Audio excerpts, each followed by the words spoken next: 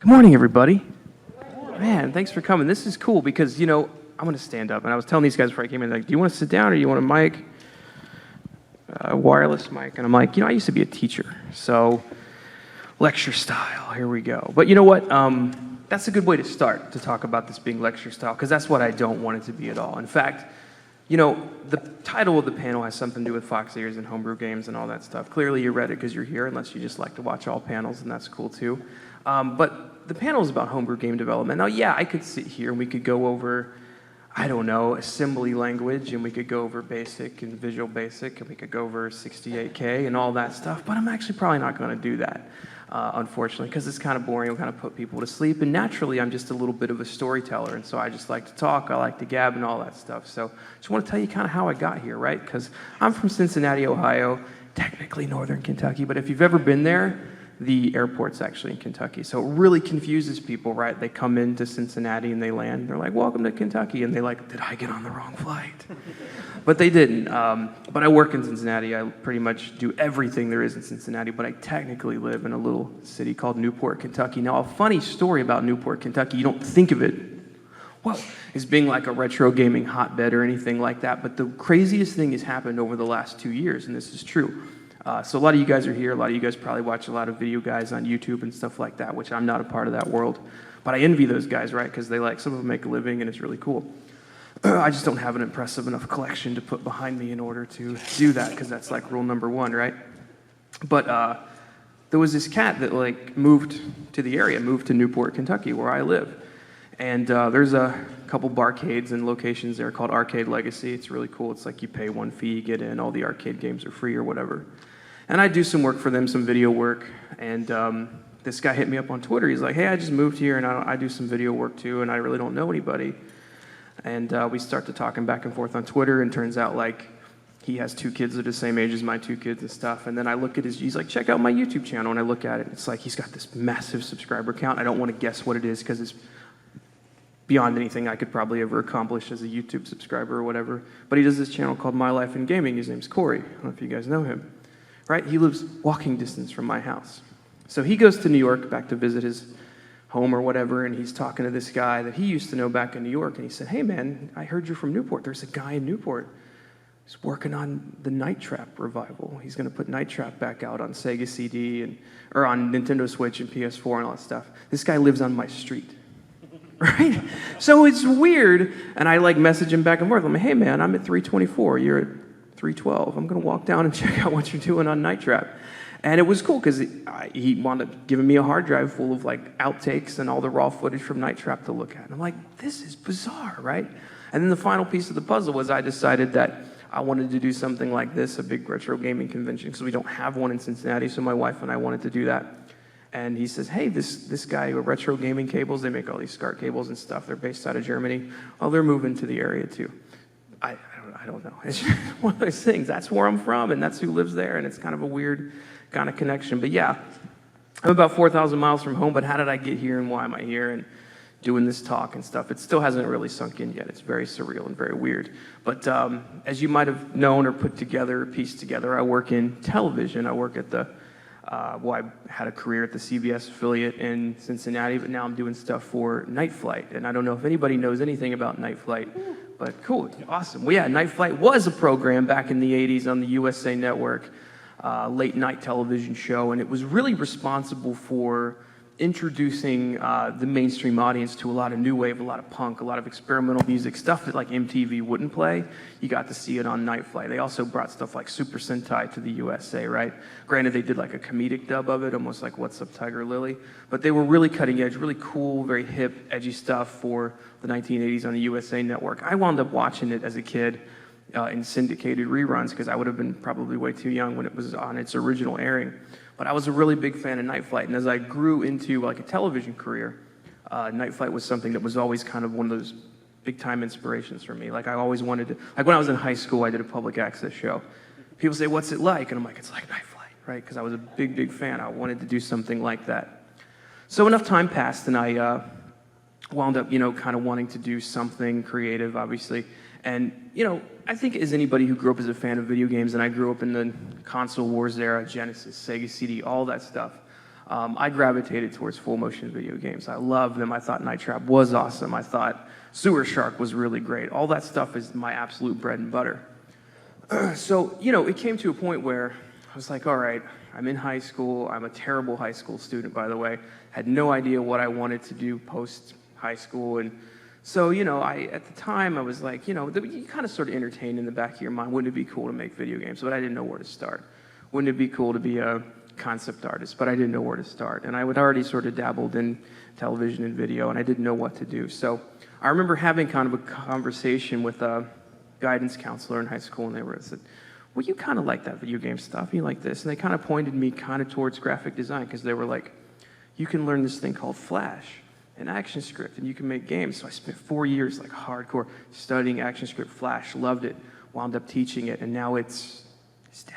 It's done. It's gone. So, it was kind of heartbreaking to me, because I had done all kinds of cool apps, and I had made all kinds of cool games using it. And by the time that I heard that 3 was dead and 4 was canceled and all that stuff, it sort of kind of crushed my dreams and all that when it came to making games. But it wasn't until really recently, when I started getting into other projects that were involved in film and television, that I thought to myself, it would be a great idea to use video games as a tool to maybe get people excited about what I'm doing. And so, like anybody else who was interested in film or television, you got to start with an idea. You got to start with a screenplay. You got to have that kind of, idea that's always in the back of your brain. Is like a story that you want to tell. And that's what I wanted to do, and where the Night Flight influence came from. Obviously, I watched a lot of Super Sentai and Ultraman and all that stuff way before Mighty Morphin Power Rangers was a thing, but I loved that aesthetic and I loved that style. So I had a story that I wanted to tell, and I loved it so much. I wrote the screenplay. It was great. But as a guy who realized, after you write it and you write these stories with big monsters and, rubber-suited aliens and full spandex costumes and stuff, it's like, I'm 20-something, I have no money, I have no idea how to raise money to get this thing made. I can't do this, right? And I tried. Trust me, I tried. I took out a $10,000 loan, and I got maybe 25% through the movie and ran out of money. So you have a screenplay, you have all that stuff, what do you do? So what I did was, well, it's a visual medium, I've got the screenplay, I think the story's pretty cool, I'll turn it into a comic book. So I wrote the comic book, inked the comic book, had a partner draw it with me. And so we would go to comic book shows. We'd go to shows that were just as big as Portland Gaming Expo, Retro Gaming Expo. And we would sit there, right? We'd sit there and go, why isn't anybody noticing? This is really where they just walk by your table. You're like, and I never want to be that guy, right? And everybody knows that guy at the Comic-Con. He's like, excuse me, sir, do you have a minute to take a look at my book? And then it's like, that's annoying. Like, you just want people to how do you get them to come to your table? How do you get them to look at it? And so that's when the video games thing started clicking with me. I love video games. I love classic retro games. And I thought, man, what if, to get people to notice my comic book, we set up an old CRT and we make a game about the comic book. We'll see if it works. And it was like, okay, where do I start? Yeah, I had a little bit of background in Flash, ActionScript, that sort of thing, but where do I start? Where do I go? So like anybody out there, and here's the thing, this is a little bit of advice too. Don't be afraid to ask for help. There's a wonderful, very friendly community out there that just want to help and they're willing to help. So completely blind, I just went into the wonderful, beautiful Atari Age forums, if you've ever visited those guys. I just went and I said, hey, I want to do this. I want to make a game, and I don't know where to start. And it wasn't, seriously, 10 minutes later that I got somebody slid right into my DMs, and they're like, this sounds cool, I want to help. And they said, what kind of game do you want to make? Do you want to make a Pac-Man game? Do you want a Space Invaders game? And by this point, again, not really knowing where to start, I at least wanted to be prepared. So I had a design document ready. I knew the kind of game that I wanted to make, but I had no idea if it was even possible to make on the Atari 2600. And let me say this too. I've heard a lot of people be critical about, I don't know, some people who say, well, I want to get into the game design business, or I want to get into the business. I don't really know coding or any of that stuff, but I'm an idea guy. And I always see that shot down immediately. If you want to do it, you learn to code and you do it. Don't listen to that, okay? It's okay to be the idea guy, right? But have a solid sound idea and do the research in the background and all that stuff just to make sure that it's possible. So I had a feeling it would be. And another thing that I found was challenging about the Atari 2600 is I wanted to play something and do something and design something that not only would make people who were at the comic book convention stop by and go, what is that? I wanted to do something that had never been done on the Atari 2600. And it's like, how do you do that? Because if you really know the Atari 2600, it's Pong. Every game is Pong. If you really think about it, it's very limited to what you can do, the amount of sprites per scan line, the whole thing. But the vision that I had was it would be like Space Invaders crossed with Missile Command. Now, what do I mean by that? Well, it's cool. I have a big projector screen I can show you. It's awesome. So what I mean by that is that I would have a city at the bottom, and like in Missile Command, you know, it's raining the bullets. You got to stop them. But what if, as the bullets were coming down to attack the city at the bottom, you had player 1 on this side, player 2 on this side, and you were shooting horizontally like Space Invaders, except you're going up and down instead of left and right. And there would be random power-ups that would come down to kind of help when it started to get too busy. And it could also be competitive. So as these lines, because it's Atari, they're supposed to be cicadas, but they're just lines, come down and you're defending the city, it could also be competitive in the sense that player 1 could maybe stop more bullets than player 2. And at the end, you've worked together to get a high score, but you're also competing. And it turns out, through talented programming and proper design, planning, that was possible on the Atari 2600. And we made it happen, and we made it work. So we put the game out. It was unbelievable. People stopped by the booth. They played it. And because of that little bit of extra effort to do the game, they bought the comic book. It was weird, right? And where you could sell the game for $40 and throw in the comic book for free. So I was able to get my story out there, kind of live out a childhood dream, right, by making the Atari game, and to do something different that had never been done on the Atari 2600 before. Atari fans are absolutely insane, right? So I was at the Cincinnati Comic Expo. That's where I debuted it. And I don't know, the show floor had just opened, and people are kind of just trickling in. And this dude just runs up to me. You have the game? Yeah. Which number? 1 of 20. I'll take it. I'm from, I don't remember where he was from, but he drove a long way to get it. And it was crazy because I think I did 20 copies, and I had a couple of them left. And I, like anybody would do, I just put them on eBay. And I thought, you know, if I get my $40 for it, that's cool. First one ends at like $150. And I'm like, what's going on? Atari people are crazy. And then I put the second one up, $256. And his name was Rick Weiss.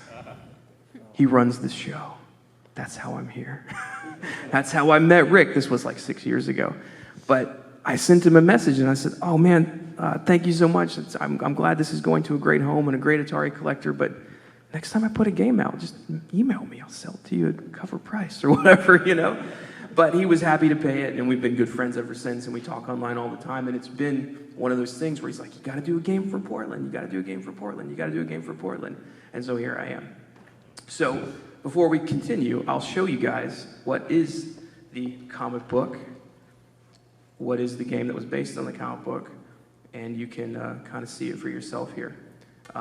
So this was it. Now, the acronym there is MMSVC. That stands for, again, it's a Super Sentai style show. It stands for Monster Management Security Bureau of Cincinnati. It's kind of a mouthful, so I like the... oh man, I don't have my... There we go. So yeah, you can see player 1 and player 2 are competing. That's a power-up. But see, as it rains down, you can save the city. Now, if I can shoot, which I should have brought a joystick with me, that power-up... Oh, I've done screwed it up. A little giant mech robot will come down and help clear the screen from some of the clutter. But yeah, you're competing for the high score, but you're also saving the city from being completely destroyed. Whoops. See what my fire button is.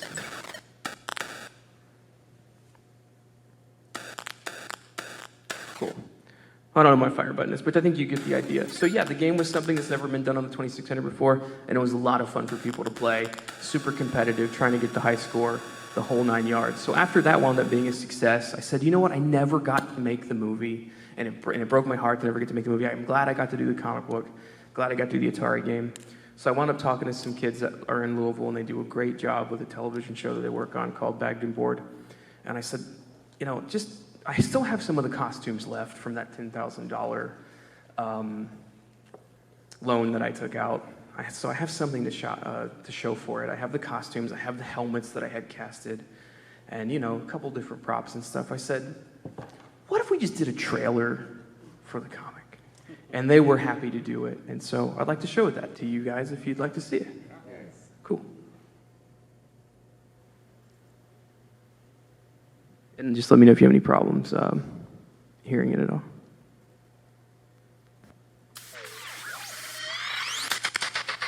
Can you hear that?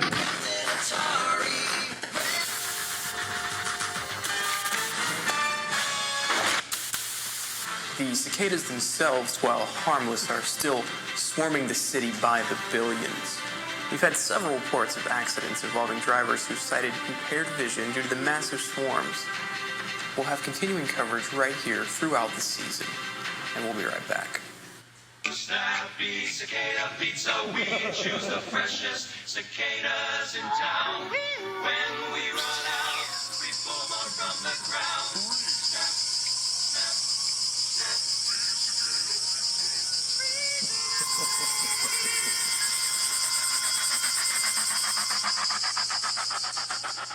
17 years ago, the evil queen Amista tried to enslave the planet Earth by mutating and creating her own twisted army of cicada monsters.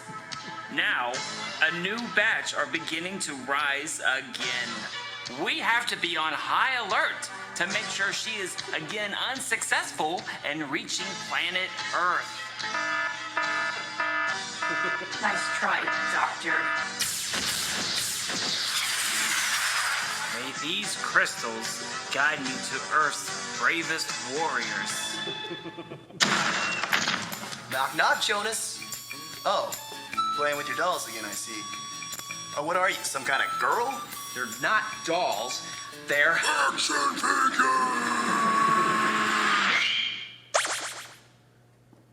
Okay, so is something wrong with you and your action dolls? You wouldn't get it. My problems are far too complex for someone of your intellect. Let me guess. Your girlfriend. You just don't understand the kind of evil power she has over me, man. She's controlling. She's manipulative. Snap out of it and grow some Dragon Balls. We are going to that Comic-Con. You are going to promote your book, and you're gonna love it. Yeah.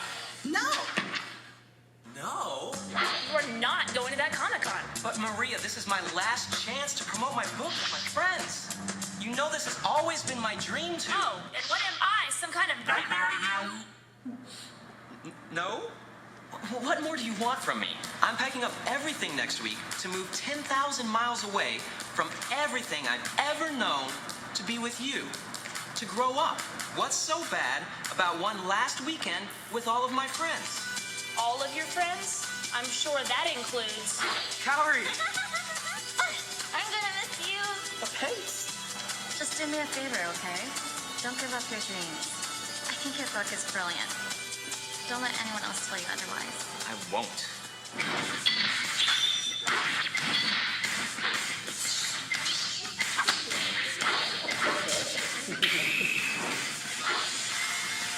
All right, listen. My book panel begins at 2 p.m. sharp. I'm going to call each one of... What? It froze up. Sorry, guys. I'll try again. All right, listen. My book panel begins at 2 p.m. sharp. I'm going to call... I don't know why it froze up. That's really strange. Is it going to do that through the whole thing? I hope not. Holy cosmos! You're tired! These weapons! Are you the defenders of Earth? Well, I guess you could call us that. Oh, yes, of course we are. Aha! The powers of the crystals have led me to you. Really? You gonna give the brother a black crystal? Yes, I got pink. At least I'm not. Oh, I want to be blue. I'll trade you. Okay. I'm yellow. Awesome. And I'm ready to go to my book panel. All right, welcome everybody to the Monster Wrestler Q&A. I'm Jonas Treadway, writer and artist for the book. And today, I really like her tiara. Thanks for joining us. Just have a seat wherever, and if you have a question, raise your hand and... Oh, I have one. It's more of a request, really. Hey, lady, he's not doing autographs till after the Q&A, so you're gonna have to wait like everybody else. Hand over the crystals. Who cares about crystals? When are we gonna talk about the book?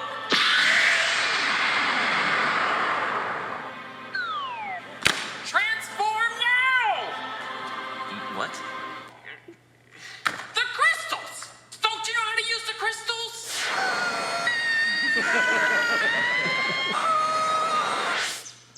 Well, these suits don't leave much to the imagination.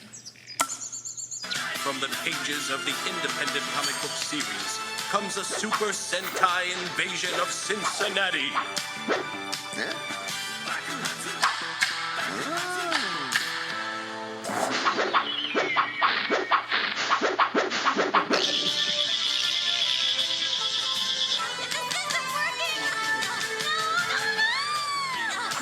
Let's show this freak how we do things in the Queen Seat.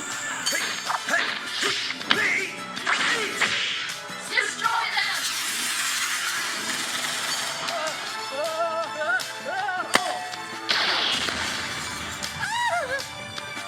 Things are obviously a little different now. You know, you're right. You said you wanted change. I hope you're happy.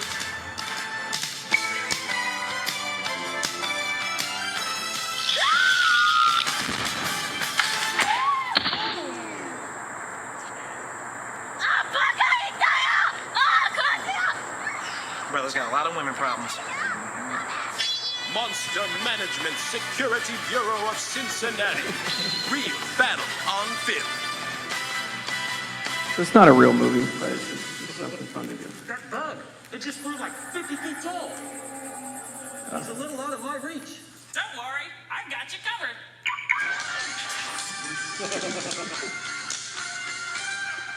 But it's weird, so thanks.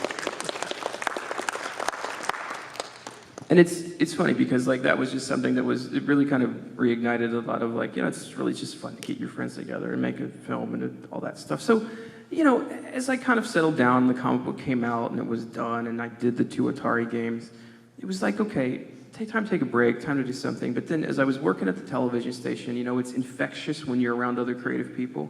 So I got this job at a CBS affiliate and I'm around all these people and we start to talk and we start to go and sort of wax nostalgic about the way TV used to be and how everything has changed. And look, I love the convenience of Hulu and Netflix and YouTube and all those wonderful things, but I also feel very just jarred. It's just very jarring to, have to try to pick something to watch. I think everybody can agree that we've spent 10 minutes or maybe more just trying to find something to settle on or something to watch because the choices are just out of this world. So again, I'd always call back to Night Flight. I always call thinking about how it was just cool to be 2 a.m, turn on the TV and know that you're gonna see something weird. And I missed that and I started to think about it the television station I was working at, it was just all news all the time. If it wasn't CBS networking program, it was just news. It was really, really boring, or infomercials and all that stuff. So I told these guys, I was like, man, we all love the old kind of television that we grew up with. We love the guy who's going to come onto your TV screen at 12 midnight in a vampire cape and show you Night of the Living Dead or show you something weird, the brain that wouldn't die or whatever. And I started to think, like, what happened to that? Like, what happened to that art form of like the horror host and the people coming out and doing that sort of thing? And my sort of takeaway, my research and my studies was like, do people just not have the attention spans for that anymore? And maybe that's the case, I don't know. But the idea of doing a late night television show and putting it out there for people to see and to do it on a local level that made it feel homegrown and like, someone once said that watching like horror host type movies was like watching it with your friends or watching it with someone else, and I agree. But why isn't that a thing? How come when you turn on your local Channel 4, there isn't a guy in a vampire cape talking to you and showing you a movie that's in black and white? What happened to that? Why isn't news? Why isn't infomercials? All that stuff. So we were really passionate people. We put a little pilot together, but we wanted to put a different spin on it. Our thing was, let's do that, but instead of The Brain That Wouldn't Die and Plan 9 from Outer Space, and nothing against those movies, they're fine classics or whatnot, but instead of doing that, why don't we make our own short content? Why don't we make our own short films? so that we could come out and say, hi, welcome, thanks for tuning in. I'm your host, I'm Ricky. Tonight we're going to show you Dark Retribution and Space Foxes and all this stuff. And that way people can watch these sort of things in 5-minute serial intervals, and they have to tune in next week to catch the next part. Kind of like you used to do with the old Saturday movie serials. So we put this piece together, and it was like, okay, what are you going to do? And this guy goes, I'm going to make a tribute to 80s slasher stuff. What are you going to do? I want to do something like a horror film like Hammer Dracula, so I'm going to do a vampire story. And they go, Ricky, what are you going to do for the show? Well, I'm going to host the show because I like to put my face everywhere. And number 2, I want to do this thing called Space Foxes. And they're like, okay. It's my love letter to Sega CD games, to full motion video games. So we're going to shoot it all on green screen. The effects are going to look really bad. The acting's going to be even worse. And then I'm going to take this beautiful 4K footage that we shot well lit on, you know, a green screen, and I'm going to shrink it down to like 252 pixels and 32 colors. So we did it. We did all that stuff. And these are fine actors and all friends of mine and people that work at the television station and people who are just in local theater. And I'm telling them, like, overact, like really just ham it up big time. And this was years after that Monster Management thing, which I watch it back, and it was weird because I haven't watched that back in a long time and it hadn't aged that well. Anyway, so I'm like, but stuff I'm doing now is much better. But anyway, I did that, and we put it all together. We filmed a pilot, and believe it or not, we actually set up a meeting with the general manager, and we sat down in a conference room. And imagine this, right? This guy, great guy, but you know, he has never played a Sega CD in his life. Just a real buttoned-up guy, you know, wears a suit every day, enjoys fine dining and CrossFit or whatever. Just a pretty normal guy, but an executive at a television station. And imagine me and like my goofball friends sitting there going, okay, this is Space Foxes. It looks like a Sega CD game. And he's watching, he's just totally confused by the whole thing. He's like, why is it in a window? And why is it look grainy? And he probably thought I was completely on drugs. But I'm not. I just like a certain aesthetic. But like he watched it and he's like, I appreciate what you guys are trying to do, but you know, there just isn't a market for this anymore. And, you know, have you heard of YouTube? You know, I'm going like, yeah, I've never heard of YouTube. But I feel like I was too late to jump in on that world. So we put it up on Amazon Prime streaming, and we had a pretty good reception. Like, it was cool because if you've ever done anything on Amazon Prime streaming, you can sell it. You can buy the episode for 99 cents, or you can, you know, track very specific analytics, very different than YouTube. So you can see who's watching in the UK and Japan and Germany and all these different places, and you start to get like fan mail and feedback and all that stuff. And we were just enjoying a nice little cozy ride, doing whatever we wanted to do on, you know, a local level, just throwing it up on Amazon Prime. And that was great. And people responded well to it. Although there's some people, it's Amazon, and people leave bad reviews and they're talking just to hear themselves talk or whatever. Well, actually, one of the weirdest reviews we got when we were on Amazon Prime was like, this is just bad, and not the good kind of bad. They're trying to be the good kind of bad, but it's just bad. And I'm like, what is the good kind of bad? Anyway, but you know, you can't control people on the internet, and it's fine. And trust me, it's not everybody's cup of tea. So we put it up there, and it's enjoying this cool little existence on Amazon Prime. And then I hear that Night Flight, again, it all comes back to Night Flight, is coming back. And they're coming back as a streaming service, and they're called Night Flight Plus. And then I hear that they're coming back as a regularly scheduled television show on IFC, which is the independent film channel. So I'm pumped, man. I'm like so excited. Like, Night Flight's coming back. This is so cool. It's going to be a streaming service. It's like Netflix, but for weirdos like me. And so, you know, I'm like signing up day one, and I'm like trying to show my wife, like, this is Dynaman. This is what I was telling you about. And so I'm a big fan. So like their Facebook following was huge, and their Twitter following, all that stuff. And so they put up, hey, we're making a Night Flight t-shirts. If anybody wants them, pre-order them here. And I just leave a comment just on Facebook, just as a super fan, just marking out, going, I just ordered my t-shirt, can't wait to get it. I'm going to wear it on the next episode of my show. I'm a big fan.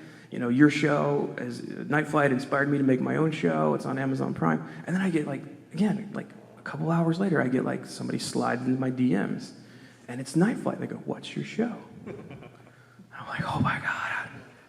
So I'm like, all right, let me pull up a Google Doc so everything's spell checked. I'm gonna have everybody proofread my response, which you should do. I remember I told you I was a bad high school student. So I did that, and I gave the spiel, and then they wrote me back, and they said, Mr. Shapiro wants to talk to you on the phone. And I was like, cool. whoa, he has my phone number. And Stuart Shapiro is the guy, New York City, LA, big time guy. Shapiro just sounds like an important name to me. Like when I hear somebody named Shapiro, I'm like, you're important. So he's like, you want to talk to me? You want to call me on the phone? And so I emailed him, I sent him my phone number, and sent him the link to where he could watch the show on Amazon. Because I kind of knew where this was going. If you're a new streaming service, right, you want content. And I just happened to be at the right place at the right time. So that phone call came. I picked up the phone. I ran out to my back deck, and I was talking on the phone. I'm, polite and proper. I'm like wondering what he thought of it, right? And are there any children in the audience? Okay, no, good, okay, cool.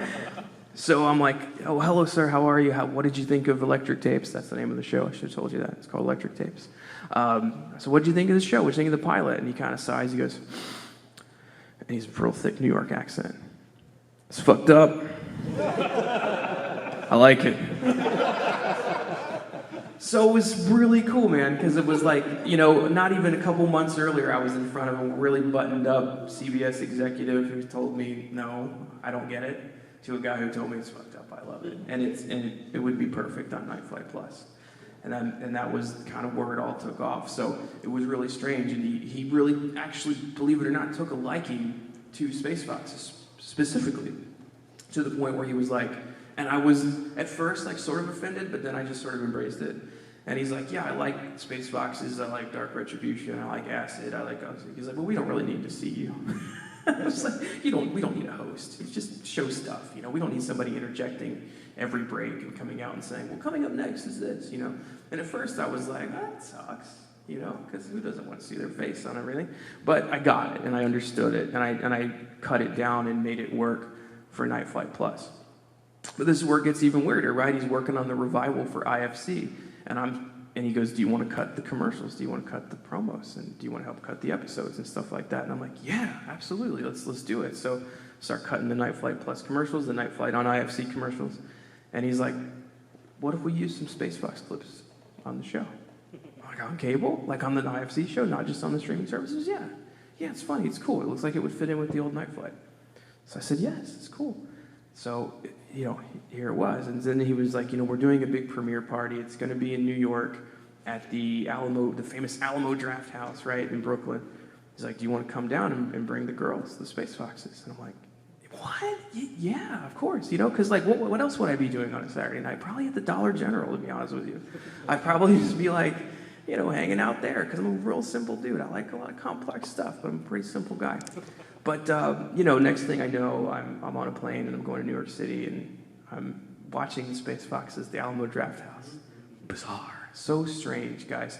And, but I'm very humble and I'm very grateful for all that stuff, for that opportunity.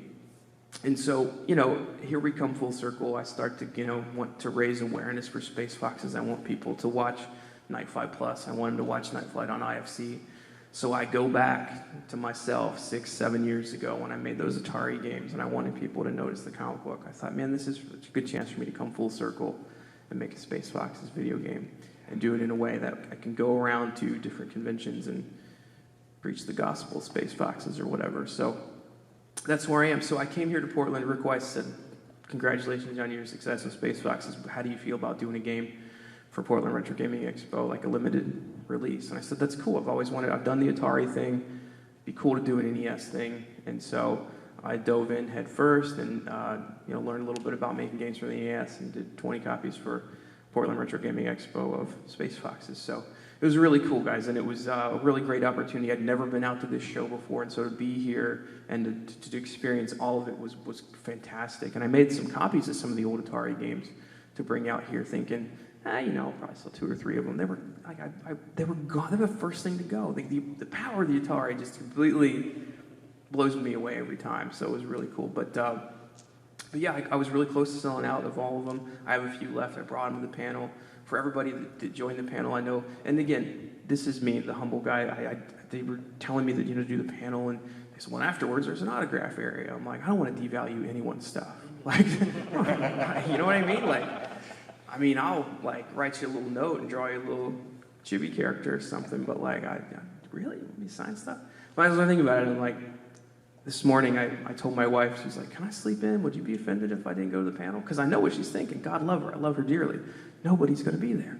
No, but I said, no, you've heard me tell these stories 1,000 times to the point where you could probably get up here and pretend to be me and nobody would know the difference. But I'm very grateful that each and every one of you came today, and that makes me feel so good. And thank you for listening to me and talk and tell my story and all of that stuff. So obviously I'll open it up to questions, but this is obviously my shilling part as well. I do have 3 copies left. I made, 3 of the box copies left. I numbered them 1 through 20. And all weekend long, people were going, where's 1, 2, and 3? And I'm like, I don't know.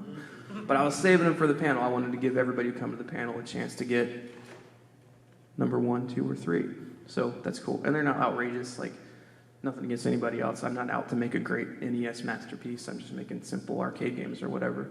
But like, I don't price them ridiculous. They're $25. So if you want one, you can get one, and they'll be done, one and done, gone. You can only get them here. And I thought to myself, well, if at least like 5, 6 people show up to the panel, I'm going to give them a free copy of all this stuff. So like everything that I showed you, the Atari games, all the ROMs, all the different weird video projects, the first episode of Space Foxes, I'm just going to throw it on a disc, and whoever comes to the panel can just have it for free. So if you want them, I have them for free. So you can do that. First come, first serve, I guess. I don't want anyone to fight over anything. It's just DVD-R. And in fact, if you really want them, you can email it to me, and I'll zip it up in a zip file and send it to you. So yeah, that's it. I'll open the floor up to questions. One of the great things about making Space Foxes, guys, I'll tell you this, and I'll show you some clips from it so you can see that I'm not full of crap. It really looks like a Sega CD game, and I had it on loop. If you walked by my table at all this weekend, so many people were walking by watching it going, what game is this? How do I? They'd pick up a controller, like, it's not doing anything. I'm like, it's just a show. It just looks like a game. And they're like, it's very convincing. I'm like, oh, thank you. Take it as a compliment. And only at a place like this are people going to really get it. And it feels good when people get it, right? They can see your vision, see your art, and go, that makes sense, and I like it. And that aesthetic speaks to me. So many people were like, that makes me feel things. And I'm like, cool, because that's what I want. I want people to feel things. So I'll show you a few clips from the show. If you guys are like, you're into like the video game scene, the classic scene, I've got a couple of people, that you might recognize from various YouTube channels. And also, I got Johnny Cage from Mortal Kombat, the original Mortal Kombat, to do a cameo. And everybody knows the famous Mortal Kombat 2 friendship moves, right? So, spoiler, at the end of the show, the girls don't get along, and their boss has to send them to friendship training in a place called the Friend Zone. And I had him play a character called Master Friendship. And he's just Johnny Cage, let's just be real. So, I'll show you guys a couple clips so you can see what it's all about. And we'll do some questions.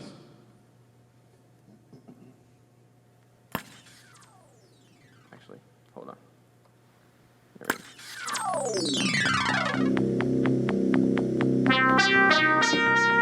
I think what really throws people off too about this, I put in fake loading screens just to make it more authentic. So you have to wait.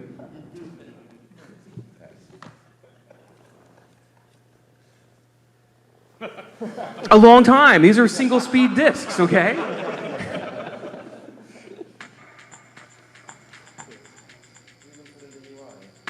Well, yeah.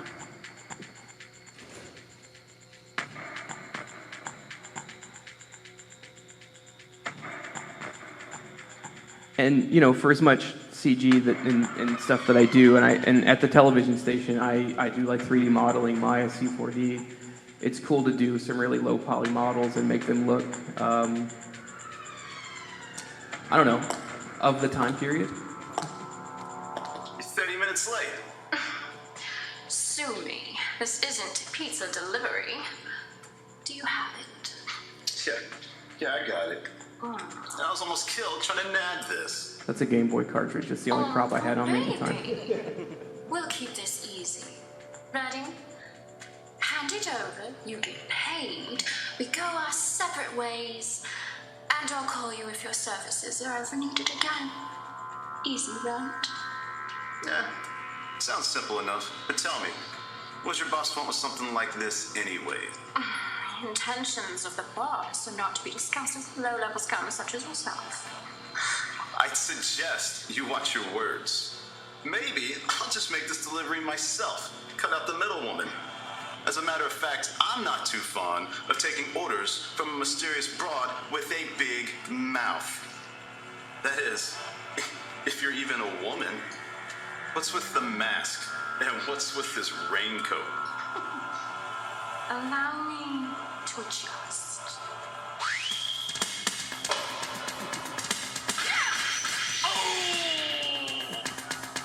Next time you decide to come at me with that sexist nonsense, do yourself a favor. Don't. I hope the foxes burn you alive, you rotten witch. Foxes? Yes. I need you to personally deliver a message to them for me. Really, I suppose it's more of a statement. I ain't doing squat for you, lady. Piss off. I'm afraid you don't really have a say in the matter. See you in the next dimension.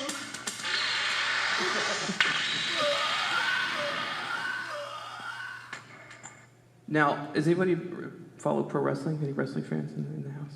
Yeah, okay, cool. This is Leva Bates. She was a big-time star in WWE NXT, and now she's on TV every week on TNT with AEW Wrestling as the librarian.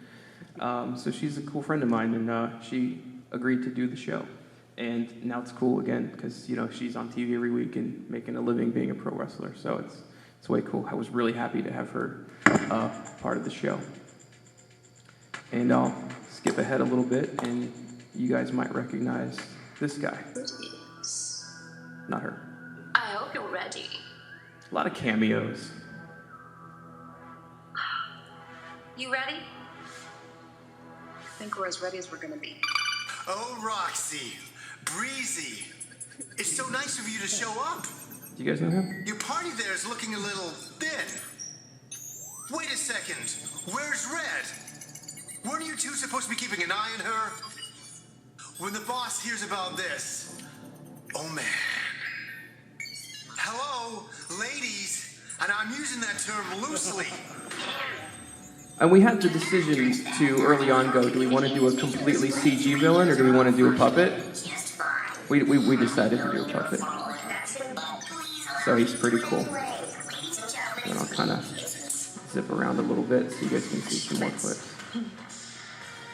Okay, you're done.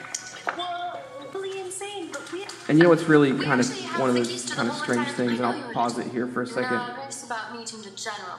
But as busy as I stay, and as much as I love this aesthetic, you know, people will tell me all the time, Ricky, you gotta watch Stranger Things. And I'll be honest with you, I haven't yet, and I really want to. But it's like one of these weird kind of rules of thumb where it's like if you tell me to watch something, I'm less likely to do it. I don't know why that is, and my wife tells me, why aren't you watching this show? Like, you're all about this look, this aesthetic, the 80s, and this sort of thing. I'll get around to it. And I was like, hey, I've got a flight to Portland. I'll binge it on the flight. I didn't do it, by the way. So what, they get to like season 3 or anything, and she just looked at me, and she's like, I have to tell you something. I'm going to tell you, you got to watch Stranger Things. I'm like, okay, what pitch it to me again. She's like, it's going to make you really mad. And I'm like, why? She's like, well, the final scene, I guess this is a spoiler, takes place in an abandoned mall, like an 80s mall. And I'm like, I did it first. Because that's where the final thing takes place here. It's in an abandoned shopping mall. First time. But trust me here. You'll knock 'em dead. After you?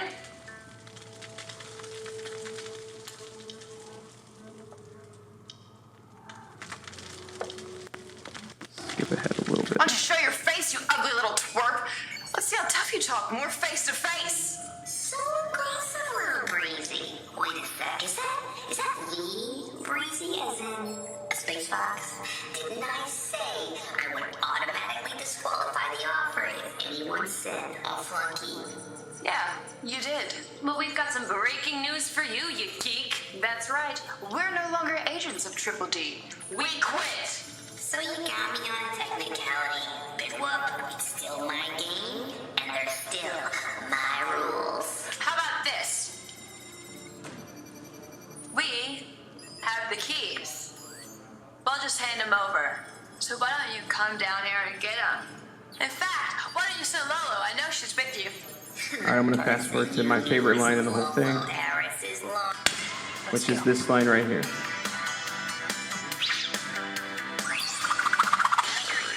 I've been hit. Oh, relax, Rolia. It's just... What is it? Oh, no. That's not ketchup. It's much worse. Arby's sauce. So that's my favorite line. So we have about 2 minutes, guys, to wrap up. If anybody has any questions or you just want to chat about stuff when we're done, we can chat over at the, I guess it's called the autograph area, which is, again, so weird to me. But anyway, if anybody has any questions, let's chat for a minute. Did I hear a Street Fighter and a Metal Gear Solid sound effect in there somewhere? Hey, maybe played in reverse. Yeah, sure did. Is the IFC show airing now, or is it still? Yes, Friday nights and Saturday nights at midnight. Yeah, perfect time. And that's, people say, that's what a weird time slot, but it's perfect for this kind of schlock. Yeah. Anybody else have anything cool? Yeah. What did the happy console gamers say when you asked them to do that part? He was ecstatic because getting to know him, I knew that he was super into 80s anime, super into the Blade Runner look, that cyberpunk new wave look. And so and just being a fan of his, when I pitched it to him, he was like, absolutely, no problem. That sounds amazing. And so I remember he did it in one take and just shot it my way and was just kind of shoehorned right in. But what a cool dude, man. In fact, being out here on the Northwest, I even brought my passport because I was like, be cool if we could just maybe drive up to Vancouver and hang out. But his wife wound up having to have a nothing serious, just like an outpatient surgery. So we had to be able to do that. But yeah, would have been cool for sure. Yeah. Well, first of all, very nice that you're standing up. That's really nice. Thank you. I prefer to stand up. If I had my way, because he told me don't move past the speakers or whatever. I usually like to just hang out and have remember in preschool circle time, right? I like to do circle time panels. And then secondly, 95% of what you've been talking about, I have absolutely no idea what you're on about. So I'm going to use the time after this to catch up on what cool, yeah. earth you're talking about. It's really cool though. Oh, well, thanks. Very, very cool. Thanks, yeah. I mean, that's yeah, sure. Yeah, we'll talk. But if anybody has any questions or you want, like I said, this wonderful CDR that I've made for people to drag and drop the ROMs off of, drag and drop some video content off of, and there's a PC game on there too that we made a couple of years ago for Space Foxes, back when it was still a local show. But it's all on that disc, and I brought a few of them with me, and I have copies 1, 2, and 3 of Space Foxes Vixen Elite. It's a shoot-'em-up game for the NES that I put together, and people playing it this weekend, somebody came to me, and I'll take it as a compliment. They said, this is like Silver Surfer, but harder. And I was like, cool. Keep you busy for a while. But yeah, I have a number 1, 2, and 3 still left. They're $25, and some loose cartridges as well that, yeah, we'll do as well for 20, and I put them in some fun color cartridge shells as well. So if you want a Space Foxes game, it's a one and done deal. I'm not going to probably make any more after this show. Maybe I'll be back next year, who knows? But I've had a lot of fun. Man, the Northwest, Portland, so nice. People in the Midwest are mean. They're mean, they're rude, they'll honk at you, they don't say thank you or please, they don't hold doors. It is like another country. I feel like I'm in another country, right? And it's weird. Political rant. We can't agree on anything as a nation. We should just, I don't know if we should cut this way or this way, but just, maybe we cut it into 4s, right? US 1, 2, 3, and 4. I feel like I'm in like an alternate version of the United States. But it's cool, and I love Portland. I love the Max. I love Pine State biscuits. All this stuff is wonderful, and sad that I have to leave. But I'm not leaving for a couple days. I'm going to go up to Seattle and check out the Funko HQ, right? Maybe make my own little Funko Pop or whatever. Man, that's when you know you've made it. If I've got Space Foxes Funko Pops, then I've made it, man. So maybe next year, if that's a thing that can happen, then we'll be good to go. So thank you for listening. Thank you for giving me a platform and watching my weird, stupid show, guys. I really appreciate it. It's a labor of love, and thank you very much.